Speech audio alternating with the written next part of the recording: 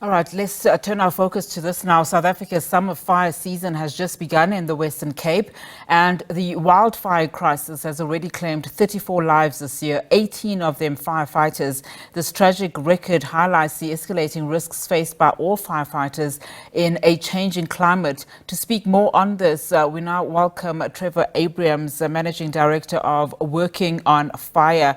A very good afternoon to you, Trevor. Well, the safety of firefighters is, of course, once again on the spotlight here, considering just 18 firefighters have died out of the 34 people who were killed due to fire. I mean, this probably prompts you to try and see what are the safety measures you can take, amidst such dangerous conditions that the firefighters are working under. Good afternoon. Yes, I mean, we are facing one of the worst fire seasons in the last decade. Already 34 people have died, as you said, 18 of which were people involved in firefighting. Fortunately, none of the working on firefighters were claimed their lives, but it is a very real testament to the extent of which the wildfire season is in fact impacting on us as a result of climate change. And this is not only South Africa, this is actually all over the world. We have them in Greece, we've had fires in Portugal, in the US, in Canada. One fire in the Park Fire in July in California burned 50,000 hectares in the first 24 hours. That's one soccer field every second. So you get a sense of the kind of crisis we're facing as a result of climate change. Jasper National Park in Canada burnt out in a 48-hour period. Half of the town got burnt out, and some 25,000 people had to be evacuated. So what we're seeing in other parts of the world is something that is slowly creeping up on us as well. I mean, you are citing climate change as a significant driver of these intense and frequent wildfires. So what strategies, if any, have you adapted or started to think of in terms of responding to just some of these challenges? Climate change is undoubtedly the driver of the kind of extent of our wildfires at the moment. And as all the international experts are advocating, we need to be devoting more to the kind of preventative side and preparedness of our communities. So preparedness and prevention involves educating our communities, as we do through our FireWise program, where we have fire-prone communities. We try and train them to be more resilient, but it also means removing growth through the kind of prescribed burn practices that we engage in so that we do not have these devastating type of fires. And of course, then we also need to change our public behavior. We cannot be having open fires on hot and windy days during the summer in the Western Cape and parts of the Eastern Cape. We just have to forego our braais. We cannot afford to have those embers being blown away in the winds, because we've seen what's happened in other areas, as in Cape St. Francis at one time, where braai set up a major fire there as well. So there's a number of practical things, but there are also institutional arrangements that need to change. The kind of level of collaboration that we have between agencies and municipalities, these are structures that have been set out within a jurisdiction within a municipality. The kind of fires we're facing is far beyond what we have there.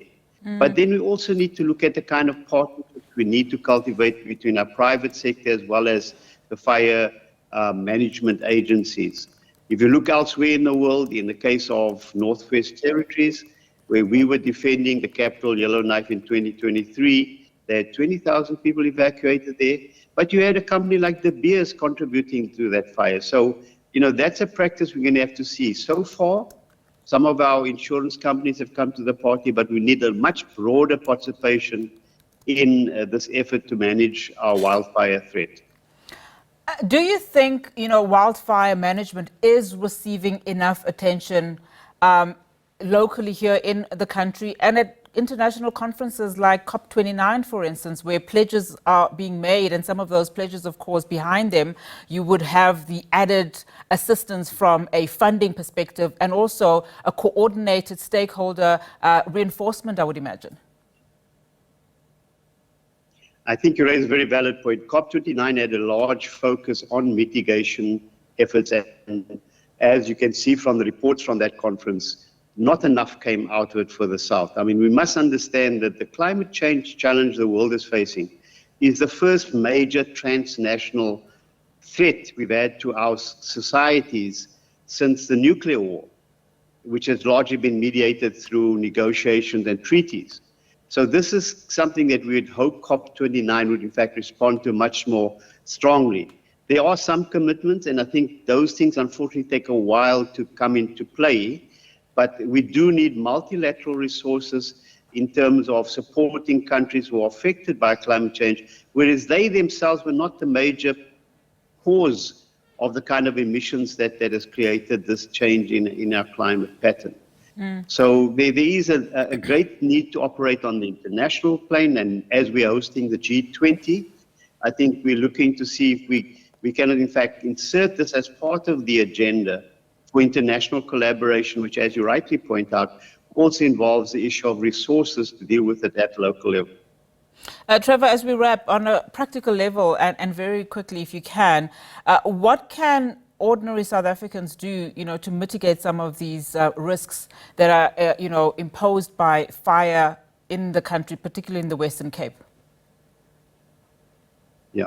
So, I mean, I think, as I've said already, please do not have open fires during hot and windy days. But I think it's very important that as homeowners and communities, they need to examine the risks that they face around them. And that means looking at what's around your houses and, strange enough, in your gutters for those people who have houses with gutters, because that's where all the debris accumulates. And when embers are flying around, they get on your roof, they tumble down into the gutters, and that's where you have your ignition.